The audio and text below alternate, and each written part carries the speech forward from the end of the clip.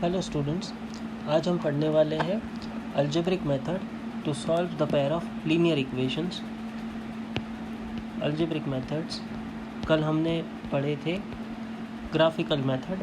आज हम पढ़ने वाले हैं algebraic method to solve the pair of linear equation. Algebraic method में the first method is method of substitution.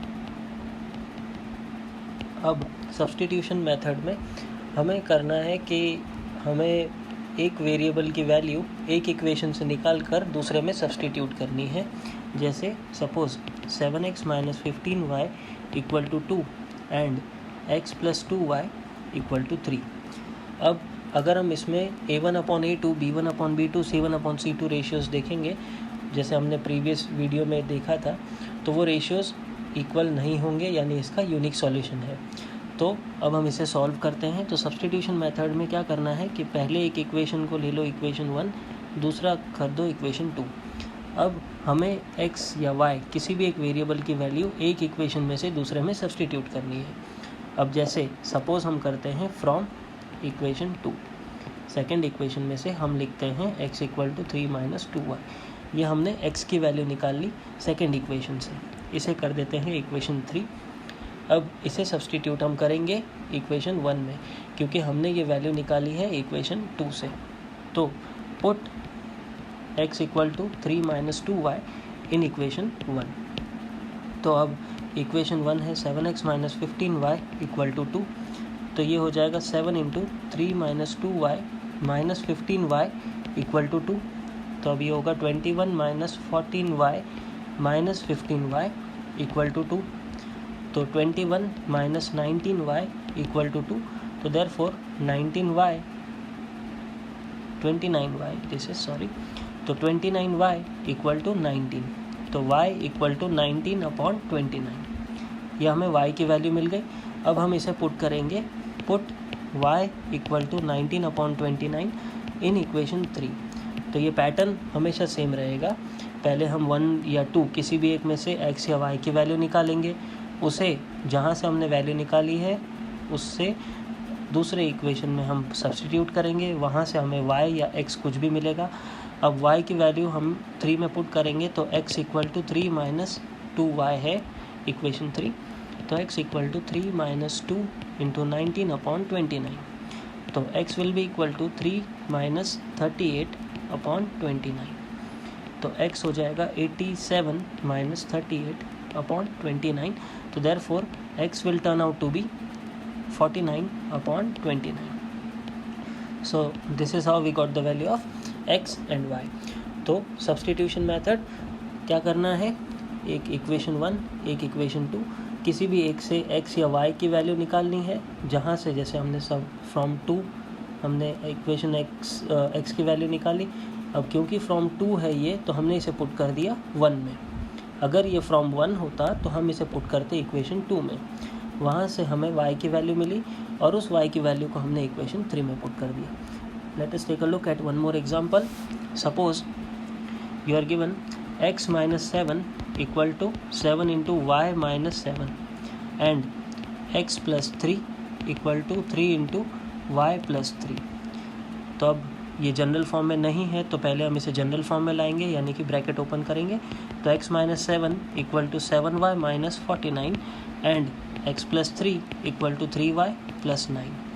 अब इसे हम लिख सकते हैं x - 7y - 7 + 49 = 0 और x + 3 - 3y - 9 = 0। तो ये हो गया x - 7y + 42 = 0 and this will be x - 3y - 6 = 0। ये हो गई दो इक्वेशंस। अब इसे कर देते हैं इक्वेशन 1 और इसे कर देते हैं इक्वेशन 2। अब सपोज हम फ्रॉम इक्वेशन 2 हम x की वैल्यू निकालते हैं, तो x हो जाएगा 6, सामने जाएगा तो दिस विल बी 6 + 3y। तो अब हमने फ्रॉम 2 किया है इसे, तो हम इसे पुट कर देंगे, put in equation 1। Equation 1 is x - 7y + 42 = 0। तो on putting the value of x, this will B 6 + 3y - 7y + 42 = 0। तो 6 - 4y + 42 = 0। तो this will be 4y = 48 and y equal to 12, y equal to 12। अब हम इसे put कर देंगे equation 3। 3 कहाँ है? तो 3 ये है, x equal to 6 plus 3y। तो पुट इन इक्वेशन 3। तो this will be x equal to 6 plus 3y, यानी x will be equal to 6 plus 3 into 12। तो x equal to 6 plus 36, x equal to 42। ये हमें मिल गया x। अब हम x या y, जो सब्सटीट्यूशन मेथड है, इसमें हम x या y की वैल्यू इक्वेशन 1 या इक्वेशन 2 में पुट करेंगे तो लेफ्ट हैंड साइड जो है वो राइट हैंड साइड के इक्वल आ जाएगा। यानी कि अगर हम x की जगह 42 और y की जगह 12 यहाँ पुट करेंगे इक्वेशन 1 में और फिर इस पूरे को सॉल्व करेंगे तो ये पूरा इक्वल टू 0 आ जाएगा, या फिर ये पूरा सॉल्व करेंगे x और y की वैल्यू पुट करके तो ये पूरा 0 आ जाएगा। इसे बोला जाता है वेरिफिकेशन। तो वेरीफाई भी हम कर सकते हैं हमारा आंसर सही है या नहीं, ये हमें पता चल जाएगा। अब let us move on to the exercise. अब एक्सरसाइज 3.3 जो फर्स्ट क्वेश्चन है, it is solve the pair of equation by method of substitution. अब इसमें क्वेश्चन नंबर 2 है s minus T equal to 3 and s upon 3 plus t upon 2 equal to 6। तो s minus T equal to 3 को हम कर देते हैं equation 1 और यहाँ हम लेंगे एलसीएम। तो 3 और 2 का LCM 6 and this will be 2s plus 3t equal to 6। So 2s plus 3t equal to 36, ये हो गया इक्वेशन 2।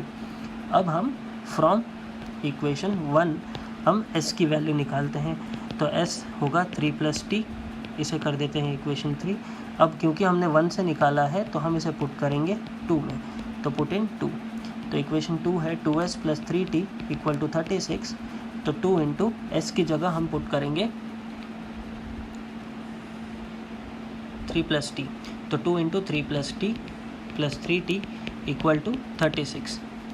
तो अब ये हो जाएगा 6 plus 2t plus 3t equal to 36।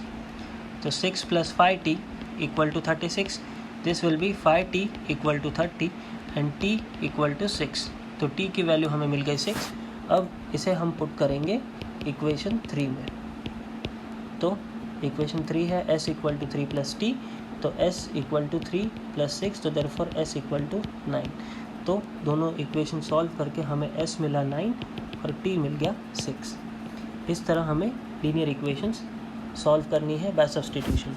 अब exercise 3.2 question number 1, fourth question is 0.2x plus 0.3y equal to 1.3 and 0.4x plus 0.5y equal to 2.3। तो अब 0.2 है, हम पॉइंट हटाएंगे तो ये हो जाएगा 2x अपॉन 10, यहाँ हो जाएगा 3y अपॉन 10 और यहाँ हो जाएगा 13 अपॉन 10, यहाँ हो जाएगा 4x upon 10, 5y upon 10 and 23 upon 10। अब यहाँ हम लेते हैं एलसीएम, तो ये हो जाएगा 2x plus 3y upon 10 equal to 13 upon 10। 10 से 10 कट गया तो 2x plus 3y is equal to 13, this is equation 1। And the second equation is 4x plus 5y upon 10 is equal to 23 upon 10। 10 से 10 again cut गया तो 4x plus 5y equal to 23, this is equation 2। अब हमें इन्हें solve करना है by substitution. तो from equation 1 हम x की वैल्यू निकालते हैं सपोज, तो 2x equal to 13 minus 3y, तो therefore x equal to 13 minus 3y upon 2, इसे कर देते हैं इक्वेशन 3। अब क्योंकि हमने इसे 1 से निकाला है तो हम इसे पुट करेंगे इक्वेशन 2 में। Equation 2 is 4x plus 5y equal to 23, तो 4 into X that is 13 minus 3y upon 2 plus 5y equal to 23। 2 1s are 2 2s are 4, so this will be 2 into 13, 26 minus 6y plus 5y equal to 23. तो minus y equal to 23 minus 26, तो minus y equal to minus 3 and y equal to 3. अब y की value को हम put कर देंगे, put in equation 3। तो x will be equal to 13 minus 3y upon 2. So x equal to 13 minus 3 into 3 upon 2. So x equal to 13 minus 9 upon 2. So x equal to 2. So ये आ गया हमारा solution. अब इसी तरह next example, √2x plus √3y equal to 0 and √3x minus √8y equal to 0। ये दो equations हमें solve करनी है। हम एक को कर देते हैं इक्वेशन 1 और दूसरे को इक्वेशन 2। अब from equation 1 √2x is equal to minus of √3y, ये हम लिख सकते हैं। तो x equal to minus √3 upon √2y, ये हो गया इक्वेशन 3। अब क्योंकि हमने इसे 1 से बनाया है तो इसे हम पुट करेंगे इक्वेशन 2 में। तो equation 2 is √3x minus √8y equal to 0। So this will be √3 into minus √3 upon √2y minus √8y equal to 0। तो minus 3y upon √2 minus √8y equal to 0. So this will be minus 3y minus √2 into √8 is √16 and √16 is 4. तो minus 4y upon √2 is equal to 0. तो minus 7y is equal to 0 and y is equal to 0. अब y 0 आया तो हम put कर देंगे equation 3 में। तो x equal to minus √3 upon √2 into Y, तो देयरफॉर x इक्वल टू 0। तो अब x और y दोनों की वैल्यू 0 आ गई। अब इसमें एक और हिंट है कि जनरली जो इक्वेशंस होती हैं जिनमें कांस्टेंट टर्म नहीं होता, यानी कि ax, by और c वाला टर्म अगर 0 होता है तो उनका सॉल्यूशन हमेशा ओरिजिन आता है, यानी कि 0, x और y भी 0, यानी ऐसी लाइंस हमेशा ओरिजिन से पास होती है। अब moving on to the next example, अब ये है 3x upon 2 minus 5y upon 3 is equal to minus 2 and x upon 3 plus y upon 2 is equal to 13 upon 6। अब हम यहाँ लेंगे LCM, तो 2 और 3 का LCM is 6। So this will be 9x minus 6y 9x minus 10y is equal to minus 2 and 9x minus 10y will be equal to minus 12। ये हो गया इक्वेशन 1 एंड यहाँ LCM 6, so this is 2x plus 3y equal to 13 upon 6। 6 और 6 cancel out हो गया। So the second equation is 2x plus 3y equal to 13। This is second equation. Now we have to solve this by method of substitution, that is what we are already doing. अब question number 2 in exercise 3.3 is a bit different. Question number 2 says solve 2x plus 3y equal to 11 and 2x minus 4y equal to minus 24 and hence find m, यानी हमें m भी निकालना है such that y equal to mx plus 3, यानी हमें m की value भी निकालनी है और इक्वेशंस भी सॉल्व करनी है। अब 2x plus 3y equal to 11 और दूसरा इक्वेशन है 2x minus 4y equal to minus 24। पहले हमें इन दोनों को सॉल्व करना है। अब यहाँ एक चीज़ नोटिस करोगे आप कि सेकंड इक्वेशंस में 2, 4 और माइनस 24 ये तीनों नंबर्स जो हैं ये 2 से डिविजिबल हैं। जब ऐसी सिचुएशन आ जाती है तो आप तीनों को सेम नंबर से डिवाइड कर सकते हैं। तो first equation will be 2x plus 3y equal to 11, this is equation 1 and on dividing this by 2 तो ये हो जाएगा 2x अपॉन 2 यानी कि x माइनस 4y अपॉन 2 यानी कि 2y equal to minus 24 upon 2 minus 12। ये हो गया equation 2।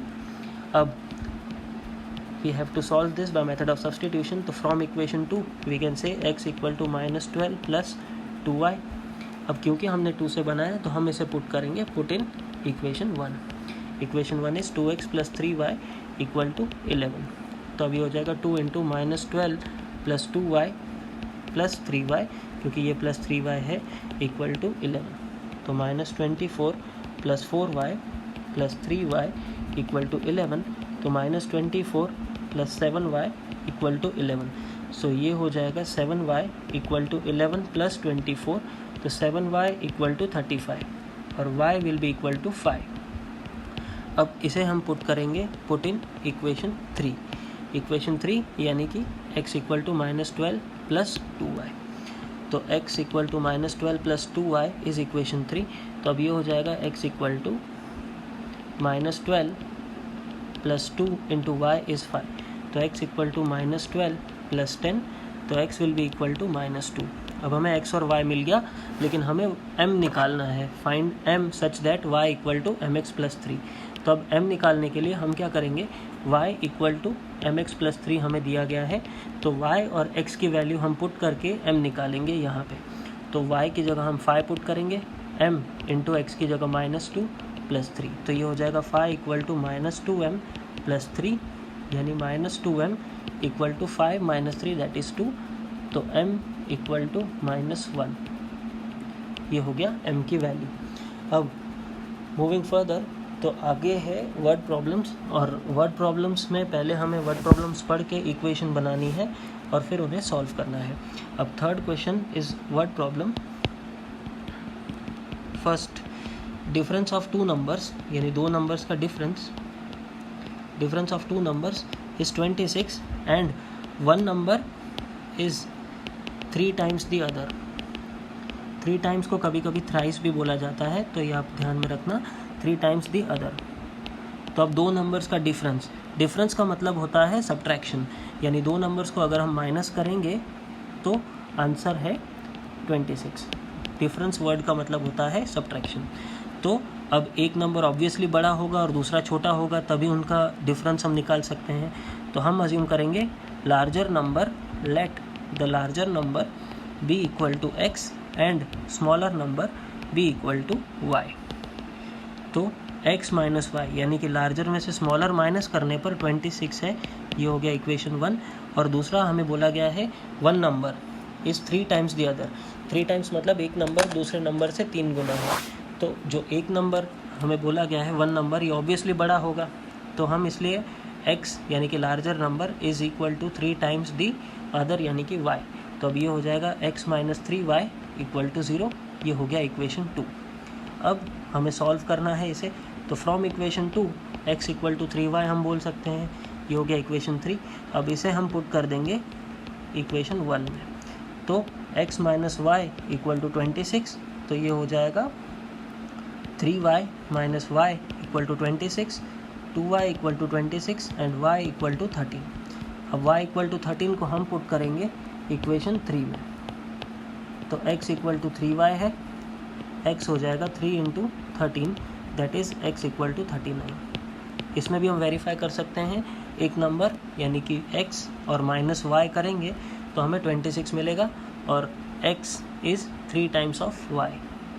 Next word problem is the larger of the supplementary angles, larger of the supplementary angles. अब सप्लीमेंट्री एंगल्स मतलब ऐसे एंगल्स होते हैं जिनका सम जो है वो 180 होता है।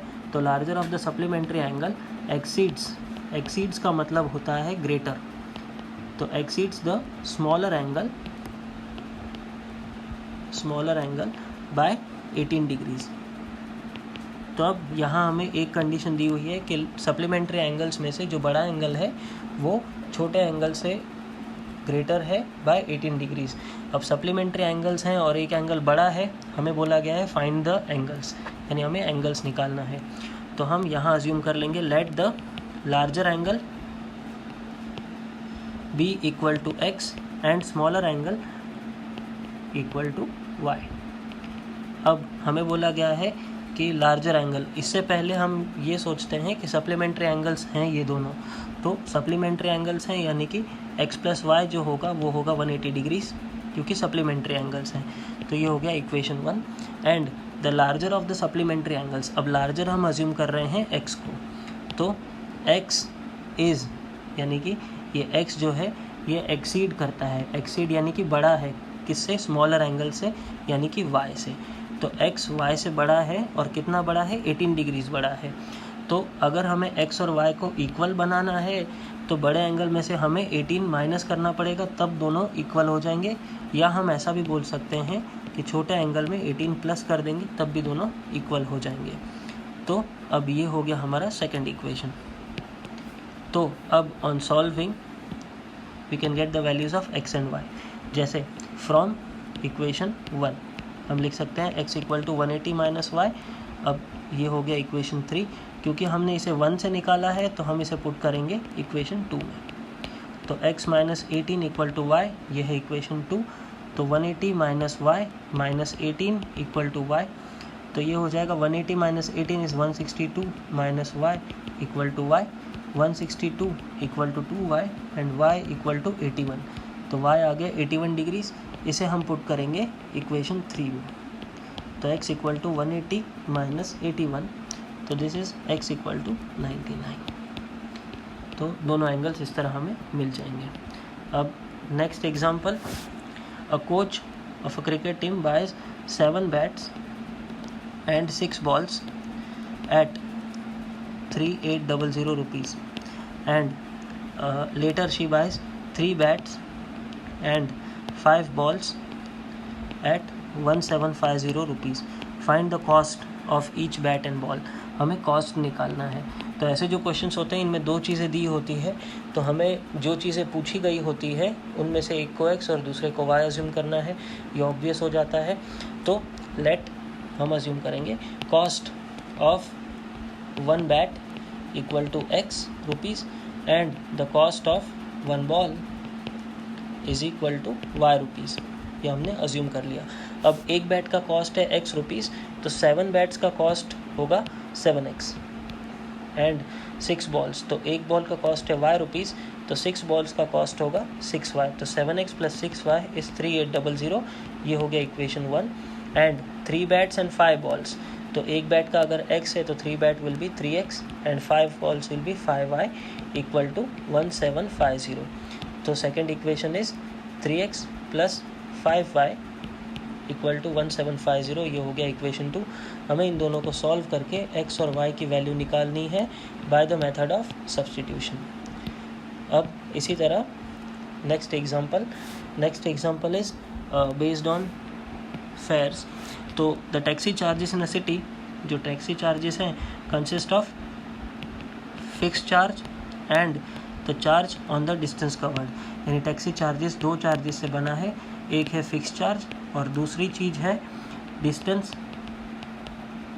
या चार्ज पर डिस्टेंस या चार्ज पर किलोमीटर।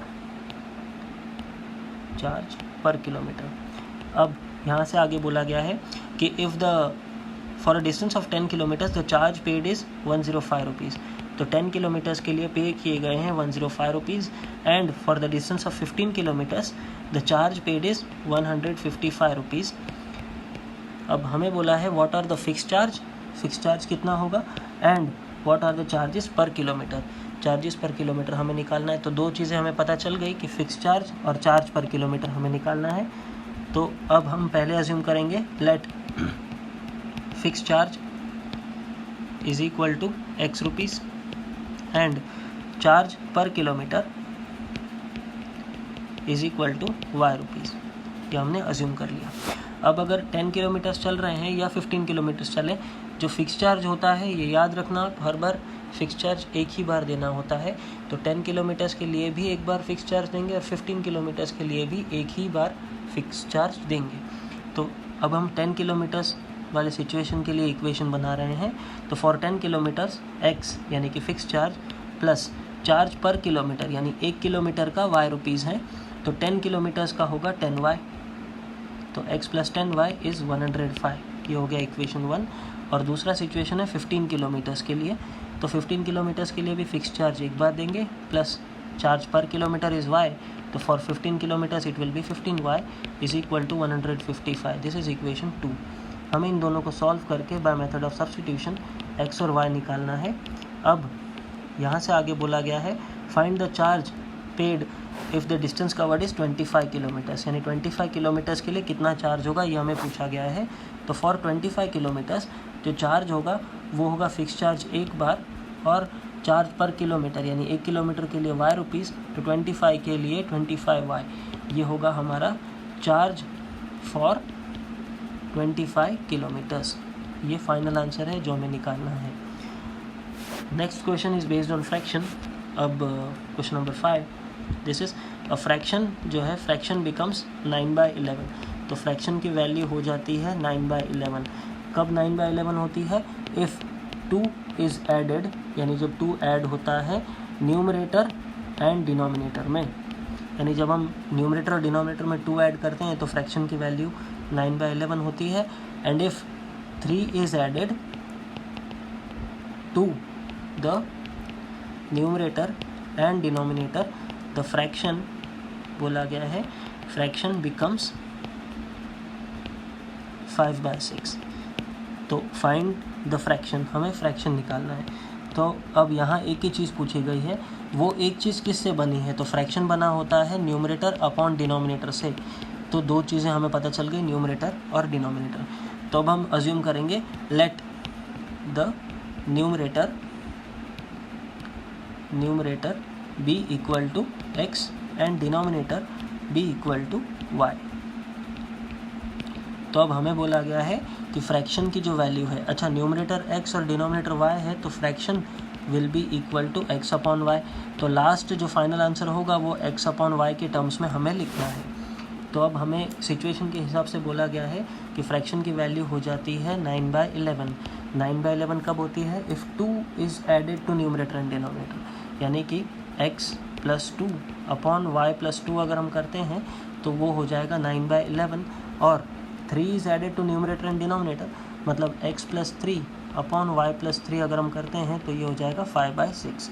अब हम इसे क्रॉस मल्टीप्लाई करेंगे तो this will be 11x + 22 equal to 9y + 18, और ये हो जाएगा 6x + 18 equal to 5y + 15। 11x - 9y + 4 equal to 0, this is equation 1। And 6x - 5y + 3 equal to 0, this is equation 2।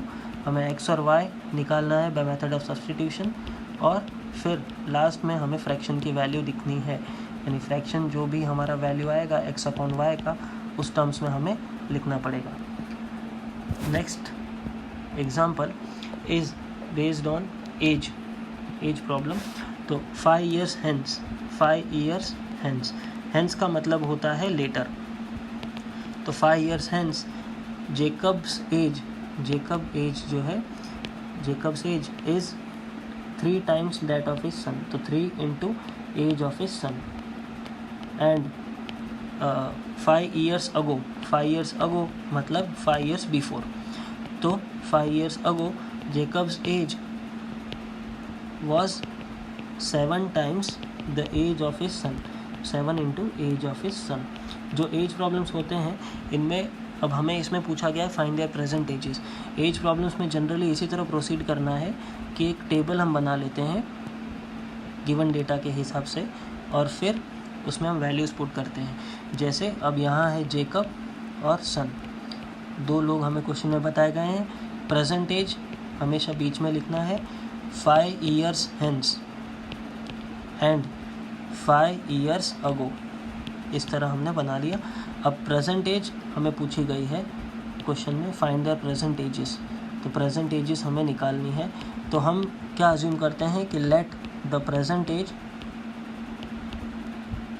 Of Jacob is equal to x and present age of son is equal to y years। इस तरह हमने assume कर लिया। अब present age अगर Jacob के x years है तो 5 years अगो यानी 5 साल पहले जेकब की एज रही होगी x - 5। जैसे सपोज़ आज आपकी एज है 15 years, तो 5 साल पहले आपकी एज थी 15 - 5 that is equal to 10 years। तो इसलिए 5 years अगो जो जेकब की एज होगी वो होगी x - y। Similarly the age of his son would be y - 5। अब 5 साल बाद यानी 5 years later age of Jacob will be x + 5 and age of son will be y + 5। अब ये टेबल हमने फॉर्म कर दिया। अब टेबल के हिसाब से हम जो गिवन डेटा है उसमें वैल्यू सब्सटीट्यूट करेंगे। तो 5 years hence के लिए हमें बताया गया है Jacob's age. 5 years hence Jacob's age थी x + 5, तो x + 5 is equal to 3 times the age of his son. तो 3 into age of his son 5 years hence थी y + 5, तो हम यहाँ पुट करेंगे 3 into y + 5। तो अब ये हो जाएगा x + 5 इक्वल टू 3y + 15, यानी x - 3y - 10 इक्वल टू 0। ये हो गया इक्वेशन 1। इसी तरह 5 years अगो यानी 5 years बिफोर, तो जेकब की एज थी x - 5 is equal to 7 times the age of his son, यानी 7 into age of his son 5 years ago थी y माइनस 5, तो ये हो जाएगा x minus 5 equal to 7y minus 35। तो x minus 7y plus 30 equal to 0, ये हो गया इक्वेशन 2। हमें ये दोनों इक्वेशन सॉल्व करके x और y की वैल्यू निकालनी है, और ये x और y जो है ये है present ages of Jacob and his son. तो यहाँ एक्सरसाइज 3.3 एंड होता है। अब आप एक्सरसाइज 3.3 कंप्लीट कर सकते हैं on your own, and in the next session will be learning about the method of elimination for solving the pair of linear equation. Thank you.